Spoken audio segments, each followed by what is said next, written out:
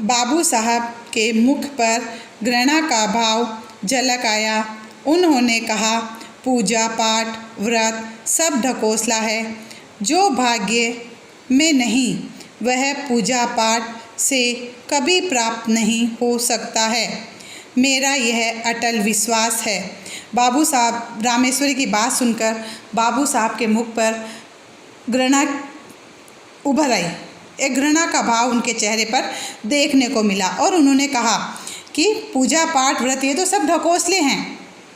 जो भाग्य में नहीं है वो हमें पूजा पाठ से भी प्राप्त नहीं होगा और ये मेरा अटल विश्वास है। वो रामेश्वरी को समझा रहे थे कि हमारे भाग्य में संतान नहीं है तो कितने ही हम पूजा पाठ कर लें वो हमें प्राप्त नहीं होगी। चाहे हम कितना ही पूजा पाठ कर लें, कितना ही दान पुण्य कर लें, लेकिन जो किस्मत में नहीं लिखा हुआ है वो हमें प्राप्त नहीं होगा।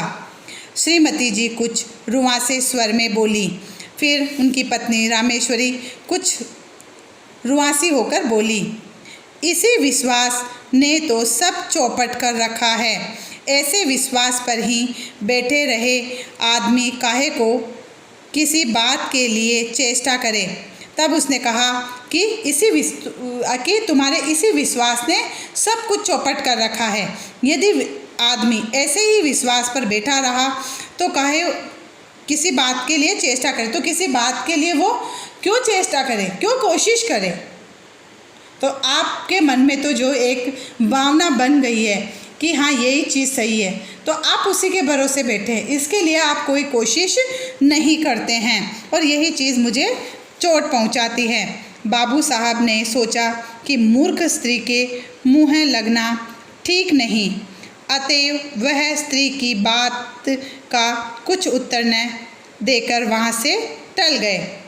फिर बाद में बाबू साहब ने सोचा कि मूर्ख स्त्री के मुंह लगना ठीक नहीं है, कि रामेश्वरी से अभी उलझना ठीक नहीं है। इसको गुस्सा आ रहा है, उनकी नज़र में वो मूर्ख थी क्योंकि वो पूजा पाठ दान पुण्य सभी करती थी और राम जी को भी करने के लिए कहती थी, बाबू रामजी दास को भी करने के लिए कहती। तो उन्हें ये सब चीज़ें ढकोसले लगते थे, उन्हें दिखावे लगते थे, तो वो इसके पूरी तरह से खिलाफ थे। तो इसी बात को लेकर वो रामेश्वरी से उलझना नहीं चाहते थे और उन्होंने वहाँ उसकी बात का पूरा जवाब दिए बिना ही वहाँ से चले गए। बाबू रामजी दास धनी आदमी हैं, कपड़े की आड़त को काम करते हैं। बाबू रामजी दास एक संपन्न व्यक्ति हैं, ये कपड़े की आड़त का काम करते। कपड़े की आड़त मतलब दूसरे का माल कमीशन लेकर बिकवा देना। जैसे मेरे पास कोई सामान पड़ा हुआ, मुझे उसको बेचना, मेरे पास किसी का सामान पड़ा, मैं कमीशन बेच पे काम कर रही हूँ, तो मैं किसी दूसरे को बेचूंगी तो मैं उस पर अपना कमीशन कमाऊंगी, है ना। तो ये कमीशन बेच पर काम करते थे, तो इनके पास अच्छा खासा पैसा था। आड़त मीन्स दूसरे का माल कमीशन लेकर बिकवा देना। तो वो दोनों तरफ से, देने वाले की तरफ से भी कमीशन मिल जाएगा और लेने वाले की तरफ से भी कमीशन मिल जाता और इसमें उनकी अच्छी खासी कमाई हो जाती थी। लेन देन भी हैं। इनके एक छोटा भाई हैं। देखिए अब यहाँ पर इनकी फैमिली के बारे में बताया जा रहा है। इनका एक छोटा भाई है, उसका नाम है कृष्णदास। दोनों भाइयों का परिवार एक ही में है, मतलब दोनों भाइयों का परिवार एक ही घर में रहता है। बाबू रामजी दास की आयु 35 वर्ष के लगभग हैं। बाबू रामजी दास की उम्र कितनी है? 35 वर्ष, 35 ईयर्स ओल्ड। और छोटे भाई कृष्णदास की 21 के लगभग, और उनका छोटा भाई जो है कृष्णदास वह लगभग 21 साल का है। रामजी दास निसंतान हैं, उनकी कोई, राम जी की कोई संतान नहीं है। कृष्णदास की 2 संतान हैं, एक पुत्र, वही पुत्र जिससे पाठक परिचित हो चुके हैं। उनकी 2 संतान हैं, एक पुत्र तो वही है जिसे आप लोग अभी शुरू में आपने पढ़ा ना, मनोहर। तो मनोहर इन्हीं के छोटे भाई का पुत्र है और दूसरी है कन्या। कन्या की आयु 2 वर्ष के लगभग हैं। मनोहर की आयु कितनी थी? 5 वर्ष के लगभग थी और उनकी कृष्णदास की पुत्री की उम्र 2 वर्ष के लगभग थी और दोनों ही संतान जो है वो बाबू रामजी दास के भाई की थी। रामजी दास अपने छोटे भाई और उनकी संतान से बड़ा स्नेह रखते हैं। आपके घर में भी आपके अंकल ताऊ रहते हैं ना, तो सब एक साथ रहते हैं, तो आपस में सभी भाइयों में प्यार होता है। और आप लोग कज़िन ब्रदर सिस्टर्स होते हैं, तो आप लोगों में भी बहुत ही प्यार होता है, क्योंकि आप जो घर में देख रहे हैं वही आप करोगे। ऐसा स्नेह है कि उनके प्रभाव से उन्हें अपनी संतान समझते हैं।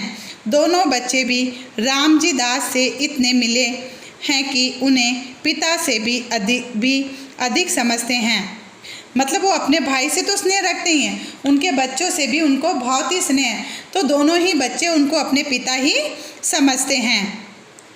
परंतु रामजी दास की पत्नी रामेश्वरी को अपनी संतानहीनता का बड़ा दुख है, लेकिन उनकी पत्नी जो रामेश्वरी है उनको अपने संतान नहीं होने का बहुत बड़ा दुख है। और नेचुरल है कि एक ही घर में जब उनके छोटे देवर के बच्चों को वो देखती है तो उन्हें कितनी तकलीफ़ होती होगी कि आज मैं बड़ी होने के बावजूद भी मेरे घर में कोई संतान नहीं है।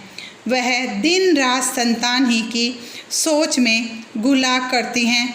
छोटे भाई की संतान पर पति का प्रेम उसकी आँख में कांटे की तरह खटकता है और वह दिन रात उसको तो इसी चीज़ में वो सोच में डूबी रहती है कि मेरी कोई संतान नहीं है, मेरी कोई संतान नहीं है।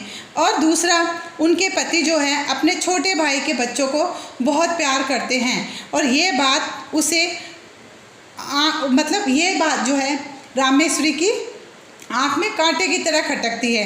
कांटे की तरह खटकना मीन्स जरा भी अच्छा न लगना। तो जब बाबू रामजी दास अपने छोटे भाई के बच्चों को अपने बच्चों की तरह ही प्यार करते हैं तो ये बात रामेश्वरी को बिल्कुल भी पसंद नहीं है। वह इस बात को बिल्कुल भी स्वीकार नहीं कर पाती हैं और उसको ये अच्छा भी नहीं लगता है। मनुष्य का हृदय बड़ा ममत्व प्रेमी है। ममत्व मीन्स अपनापन। मनुष्य का जो हृदय है इसमें बहुत ही अपनापन है। कैसी ही उपयोगी और कितनी ही सुंदर वस्तु क्यों न हो, जब तक कि कैसी भी उपयोगी और कितनी ही सुंदर वस्तु क्यों न हो, मनुष्य उसको पराई समझता है, तब तक उससे प्रेम नहीं करता।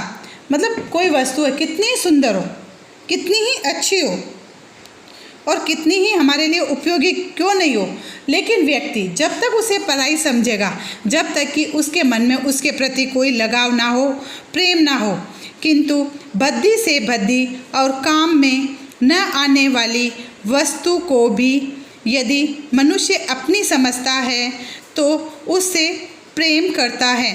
और बद्दी से भी बद्दी मीन्स गंदी से भी गंदी, जो हमारे काम नहीं आने वाली है, जो सुंदर भी नहीं है, लेकिन यदि मनुष्य उससे प्रेम करने लग जाए, यदि मनुष्य का उसके प्रति लगाव बढ़ जाए तो वह उससे भी प्रेम करने लगता है। पराई वस्तु कितनी ही मूल्यवान क्यों न हो, कितनी ही उपयोगी क्यों न हो, कितनी ही सुंदर क्यों न हो, उसके नष्ट होने पर मनुष्य कुछ भी दुख का अनुभव नहीं करता, इसलिए कि वह वस्तु उसकी नहीं पराई है। बच्चों इस बात को अच्छे से देखना कि मनुष्य पराई वस्तु कितनी ही मूल्यवान क्यों ना हो, दूसरों की जो वस्तु है वो कितनी ही महंगी क्यों ना हो, वह कितनी ही उपयोगी क्यों ना हो, वह कितनी ही सुंदर क्यों ना हो, उसके नष्ट होने पर मनुष्य को कुछ भी दुख का अनुभव नहीं होता। पराई वस्तु है वो, पराई वस्तु कितनी भी सुंदर क्यों ना हो, उपयोगी क्यों ना हो और मूल्यवान क्यों ना हो, लेकिन जब वह नष्ट होती है तो हमें दुख नहीं होता है, क्योंकि वो हमारी अपनी नहीं है, वो दूसरों की है, इसीलिए हम उसकी कदर नहीं करते हैं। आप आज स्कूल में पढ़ने आते हैं ना, तो क्या आप स्कूल की संपत्ति को अपना समझते हैं? आप वॉशरूम में जाते हैं, वहाँ नल वगैरह तोड़ कर आ जाते हैं, वहाँ आप पत्थर मार कर आ जाते हैं, वहीं आप चॉकलेट खाते हैं ना, उसके छिलके वहाँ डाल कर आ जाएंगे। हैंड वॉश जहाँ आप करते हैं वहीं पर आप गंदगी करके आ जाते हो, क्योंकि इनको आप अपना नहीं समझते हो। जबकि स्कूल आपको कितनी ही अच्छी से अच्छी सुविधाएं प्रोवाइड करवाता है कि हमारे बच्चे परेशान ना हो, लेकिन क्या आप ऐसा करते हैं? हमारे कॉरिडोर में आपको पता है भाई जी 2 बार पोछा लगाती हैं, लेकिन आप लोग क्या करेंगे? जाएंगे और फिर वहाँ गीला करके आ जाएंगे। आप ये नहीं सोचते कि जहाँ आप गीला करके आ रहे हैं वहाँ अगर कोई बच्चा स्लिप हो जाएगा, गिर जाएगा, उसके लग जाएगी, तो इसका जिम्मेदार फिर कौन होगा? आप तो नहीं है ना, लेकिन स्कूल इसका जिम्मेदार होगा। यदि आप स्कूल को अपना समझकर इसकी देखभाल करें तो आप एक जिम्मेदार शख्स बन सकते हैं। आप दूसरों को भी ये सीख दे सकते हैं। लेकिन जब तक आप इसे पराई समझते हैं तब तक ना तो आप इसकी देखभाल करेंगे ना ही इसकी रक्षा करेंगे। तो ये समझ में आया आपको? ऐसी दशा में भी तब तक मनुष्य उस वस्तु को अपनी बनाकर नहीं छोड़ता, अथवा कभी कभी ऐसा भी होता है कि मनुष्य पराई चीज़ से प्रेम करने लगता है। ऐसी दशा में भी तब तक मनुष्य उस वस्तु को अपनी बनाकर नहीं छोड़ता, अथवा अपने हृदय में यह विचार नहीं दृढ़ कर लेता कि वह वस्तु मेरी है। तब तक उसे संतोष नहीं होता। ममत्व से प्रेम उत्पन्न होता है, प्रेम से ममत्व। इन दोनों का साथ चोली दामन का सा है, ये कभी पृथक नहीं किए जा सकते हैं। चोली दामन का साथ होना, अभिन्न होना मतलब एक होना, पृथक मीन्स अलग। और कभी कभी क्या होता है कि मनुष्य जो है वो पराई चीज़ से भी प्रेम करने लगता है। वह उसकी पूरी तरह से रक्षा करता है, उसकी देखभाल करता है, और वो भले ही पराई हो, लेकिन जब तक उस वस्तु को वह अपनी नहीं बना डालता, वो अपनी कैसे बनाएगा? उसकी प्रॉपर देखभाल करके, उसकी रक्षा करके। जब तक वह उसको अपनी नहीं बना डालता तब तक वह चैन से नहीं बैठता है। वह अपने हृदय में ये विचार बना लेता है कि यह वस्तु पराई नहीं है, ये मेरी अपनी है। तो जब तक वह उसे अपनी नहीं बना लेता तब तक उसमें संतोष नहीं आता है। वो लगातार ऐसी कोशिशें करेगा, उसके प्रति इतना सतर्क रहेगा कि उसे अपनी बना ले। और जब हमें उसके प्रति प्रेम उत्पन्न होगा, ममत्व से प्रेम उत्पन्न होगा, उसे अपनी बनाएंगे जब ही तो हमारे मन में उसके प्रति प्रेम होगा। तो ममत्व से ही प्रेम उत्पन्न होता है, अपनेपन से ही प्यार पनपता है, और प्रेम से ही हम उससे प्रेम करेंगे तभी हमें वो अपनी लगेगी। ये दोनों जो बातें हैं इनका साथ जो है चोली दामन के जैसा है, दोनों एक दूसरे के साथ चलती हैं, ये कभी अलग नहीं हो सकती हैं। शाम का समय था। रामेश्वरी खुली छत पर बैठी हवा खा रही थी। उसके पास ही देवरानी भी बैठी थी। दोनों बच्चे छत पर दौड़ खेल रहे थे। रामेश्वरी उनके खेलों को देख रही थी। इस समय रामेश्वरी को उन बच्चों का खेलना कूदना बड़ा भला मालूम हो रहा था। हवा में उड़ते हुए उनके बाल कमल की तरह खिले हुए, उनके नन्हे नन्हे मुख, उनकी प्यारी प्यारी तोतली बातें, उनका चिल्लाना, भागना, लौट जाना इत्यादि क्रीड़ाएं उनके हृदय को शीतल कर रही थी। सहसा मनोहर अपनी बहन को मारने दौड़ा। वह खिलखिलाती हुई दौड़कर रामेश्वरी की गोद में जा गिरी। उसके पीछे पीछे मनोहर भी दौड़ा हुआ आया। शाम का समय था। रामेश्वरी और उसकी देवरानी जो थी वो छत पर दोनों ही बैठी हुई थी। और दोनों बच्चे भी वहीं छत पर खेल रहे थे। इस वक्त रामेश्वरी को उन बच्चों का खेलना, उनका खिलखिलाकर हंसना बहुत ही अच्छा लग रहा था। वह उन्हें बार बार टकटकी लगाए देखती जा रही थी। वो उनके जो मुख थे वो कमल की तरह खिले हुए थे, उड़ते हुए उनके बाल और प्यारी प्यारी उनकी तोतली बातें, उनका चिल्लाना, भागना, लौट जाना, ये सारी उनकी क्रीड़ाएं जो थी ये उसके हृदय को शीतल कर रही थी। मतलब उसको देखना बहुत अच्छा लग रहा था। तभी रामेश्वरी ने देखा कि मनोहर जो है वो उसकी बहन के पीछे उसे मारने दौड़ा और बहन जाकर रामेश्वरी की गोद में जा गिरी। उसके पीछे पीछे मनोहर भी दौड़ आया और वह भी ताई की गोद में जा गिरा और वह भी अपनी बहन के साथ ताई की गोद में जाकर गिरा। रामेश्वरी उस समय सारा द्वेष भूल गई। द्वेष मीन्स घृणा या श्रुता।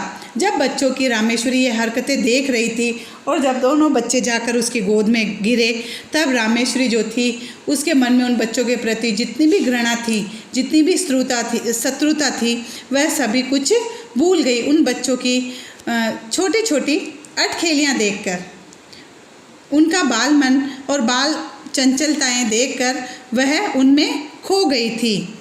उन्होंने दोनों बच्चों को उसी प्रकार हृदय से लगा लिया जिस प्रकार वह मनुष्य लगाता है जो कि बच्चों के लिए तरस रहा हो, और फिर वह सब कुछ भूलकर उन बच्चों को उसने अपने हृदय से लगा लिया। किस तरह से लगाया कि उसने उस तरह से लगाया जो बच्चों की महत्वता को समझता है, जो उनके प्यार को अनुभव कर रहा था, जो बच्चों के लिए तरस रहा था। तो इस तरह से उसने दोनों बच्चों को अपने हृदय से लगा लिया। उन्होंने बड़ी सहिष्णुता से दोनों को प्यार किया। फिर उसने सहनशीलता के साथ दोनों बच्चों को प्यार किया। उस समय यदि कोई अपरिचित मनुष्य उन्हें देखता तो उसे यही विश्वास होता कि रामेश्वरी ही उन बच्चों की माता है। जिस प्रकार वह अब उन बच्चों को प्यार कर रही थी, कोई अपरिचित मनुष्य यदि उनको देख लेता तो वो यही सोचता कि शायद रामेश्वरी ही उनकी माँ हैं। दोनों बच्चे बड़ी देर तक उनकी गोद में खेलते रहे। उसका प्यार पाकर मनोहर और उसकी बहन भी उसकी गोद में ही खेलते रहे। सहसा उसी समय किसी के आने की आहट पाकर बच्चों की माता वहाँ से उठकर चली गई। और फिर थोड़ी देर बाद दोनों बच्चे तो रामेश्वरी की गोद में खेल रहे थे। नीचे किसी के आने की आहट हुई तो उन बच्चों की जो माँ थी वह वहाँ से उठकर चली गई थी। मनोहर ले रेलगाड़ी कहते हुए बाबू रामजी दास छत पर आए। उनका स्वर सुनते ही दोनों बच्चे रामेश्वरी की गोद से तड़प कर निकल भागे। रामजी दास ने पहले दोनों को खूब प्यार किया, फिर बैठकर रेलगाड़ी दिखाने लगे। पहले जहाँ बच्चे रामेश्वरी की गोद में खेल रहे थे तो जैसे ही बाबू रामजी दास आए तो मनोहर ने उनसे रेलगाड़ी मांगी थी खेलने के लिए, तो वो मनोहर के लिए रेलगाड़ी लेकर आए और वो नीचे से ही आवाज़ लगाते हुए छत पर आ गए कि मनोहर ले, मैं तुम्हारे लिए रेलगाड़ी लेकर आया हूँ। तो बच्चे रामेश्वरी की गोद से उतर कर रामजी दास के पास चले गए। रामजी दास ने पहले तो बच्चों को खूब प्यार किया और फिर उन्हें रेलगाड़ी दिखाने लगे। इधर रामेश्वरी की नींद सी टूटी। पति को बच्चों में मगन देखकर उनकी भवें तन गई। बच्चों के प्रति फिर वही घृणा और द्वेष का भाव जाग उठा। उधर रामेश्वरी जहाँ पहले बच्चों में खोई हुई थी तो एकदम से उसको भान हुआ कि मैं कहाँ। तो उसने बाद में देखा कि उसके पति के साथ बच्चे दोनों ही मगन होकर खेल रहे हैं और उसके पति रामजी दास भी बच्चों के साथ मगन हैं। तो वह ये देखकर बहुत ही गुस्से में भर गई। उसकी भवें तन गई, मतलब क्रोध में आ गई थी और फिर उसके मन में वही घृणा और द्वेष उत्पन्न हो गया। बच्चों को रेलगाड़ी देकर बाबू साहब रामेश्वरी के पास आए और मुस्कुराकर बोले, आज तो तुम बच्चों को बड़ा प्यार कर रही थी। बच्चों को रेलगाड़ी देकर फिर रामजी दास जो थे वो रामेश्वरी के पास आए और उन्होंने आकर कहा कि आज तो तुम इन बच्चों को बड़ा प्यार कर रही थी।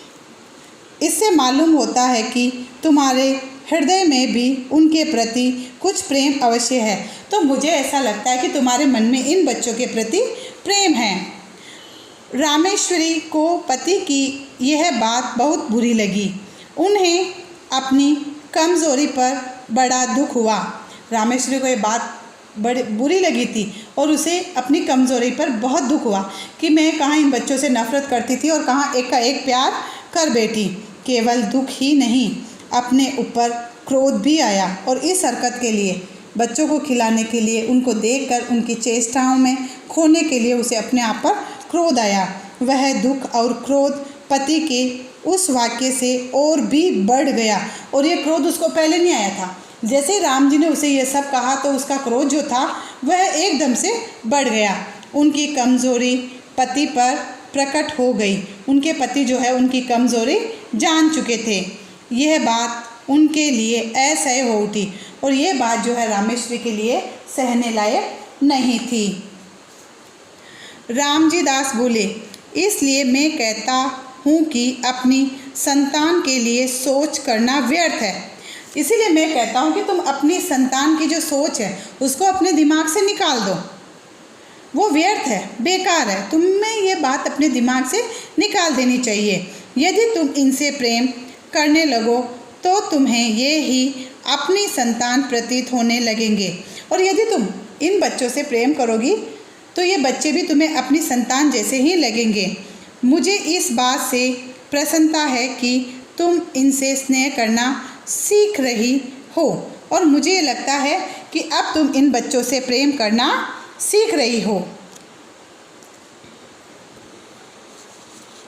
यह बात बाबू साहब ने नितांत शुद्ध हृदय से कही थी, परंतु रामेश्वरी को इसमें व्यंग्य की तीक्ष्ण गंध मालूम हुई। उन्होंने कूदकर मन में कहा, इन्हें मौत भी नहीं आती, मर जाएं पाप कटे।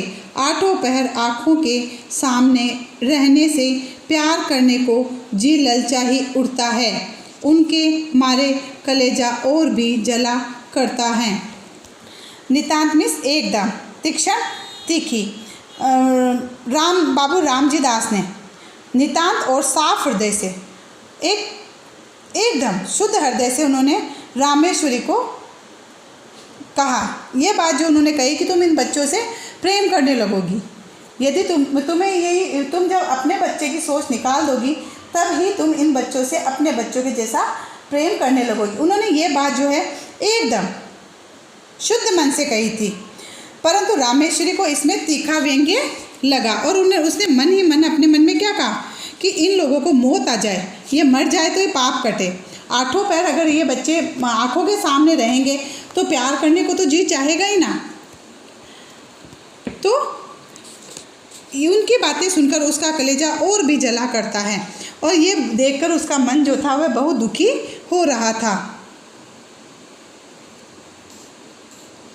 बाबू साहब ने पत्नी को मौन देखकर कहा, अब झेपने से क्या लाभ।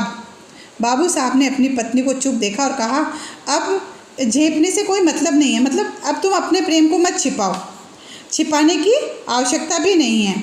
रामेश्वरी जल भून कर बोली, मुझे क्या पड़ी है जो प्रेम करूँगी। तुम ही को मुबारक रहे, निगोड़े आप ही आ आकर घुसते हैं। एक घर में रहने से कभी कभी हंसना बोलना ही पड़ता है। अभी परसों जरा यूं ही धकेल दिया, उस पर तुमने सैकड़ों बातें सुनाई। संकट में प्राण हैं, न यूँ चैन न यूँ चैन। तो रामेश्वरी ने कहा, मुझे क्या पड़ी जो मैं इनको प्रेम करूँगी, इनका प्रेम तुम्हें ही मुबारक हो। लेकिन निगोड़े एक ही घर में रहते हैं तो कभी ना कभी इन पर प्रेम आ ही जाता है और कभी कभी इनके साथ हंसना बोलना भी पड़ता है। अभी कुछ समय पहले जब मैंने बच्चे को धकेल दिया था तो तुमने मुझे कितनी बातें सुनाई थी। तुम यूँ करो तो भी चैन नहीं और यूँ करो तब भी चैन नहीं है। बाबू साहब को पत्नी के वाक्य सुनकर बड़ा क्रोध आया। उन्होंने कर्कश स्वर में कहा, न जाने कैसे हृदय की स्त्री हैं, अभी खांसी बैठी बच्चों को प्यार कर रही थी। मतलब उन्होंने क्या कहा, वो गुस्से में आ गए उसकी बात सुनकर। तो उन्होंने कहा ये स्त्री कैसी है, अभी मैं नहीं आया जब तक तो ये बच्चों को प्यार कर रही थी, और मेरे आते ही गिरगिट की तरह रंग बदलने लगी, और मेरे आते ही ये उस बात पे स्थिर नहीं रही। जो पहले ये कर रही थी उस पर ये 1 मिनट के लिए भी स्थिर नहीं रही है। मतलब इसने तो गिरगिट की तरह ही रंग बदल लिया है। अपनी इच्छा से चाहे जो करे, पर कहने से बिल्लियाँ उछलती हैं। न जाने मेरी बातों में कौन सा विष घुला रहता है। यदि मेरा कहना ही बुरा मालूम होता है तो न कहा करूँगा। इतना याद रखो कि अब जो कभी इनके विषय में निगोड़े सिगोड़े अपशब्द निकाले तो अच्छा न होगा। तुमसे मुझे बच्चे कहीं प्यारे हैं। रामजी दास ने देखा कि मतलब ये गिरगिट की तरह रंग बदलने लगी, ये अपनी इच्छा से कुछ भी करे, लेकिन मुझे देखकर ही अपना रंग बदल देती है। तो वो उसे कह रहे कि ना जाने तेरी बातों में कौन सा विष घुला, मतलब मेरा कहना तो तुझे बिल्कुल भी अच्छा नहीं लगता है, और जब तुम्हें अच्छा ही नहीं लगता तो अब मैं तुम्हें कुछ नहीं कहूँगा, लेकिन मेरे सामने तुम बच्चों को कुछ भी अपशब्द नहीं बोलोगी। उसने बोला था ना निगोड़े, तो इस तरह के अपशब्द तुम मेरे सामने नहीं बोलोगी, क्योंकि मुझे बच्चे तुमसे भी ज़्यादा प्यारे हैं। रामेश्वरी ने इसका उत्तर न दिया। अपने क्षोभ तथा क्रोध को वे आँखों द्वारा निकालने लगी।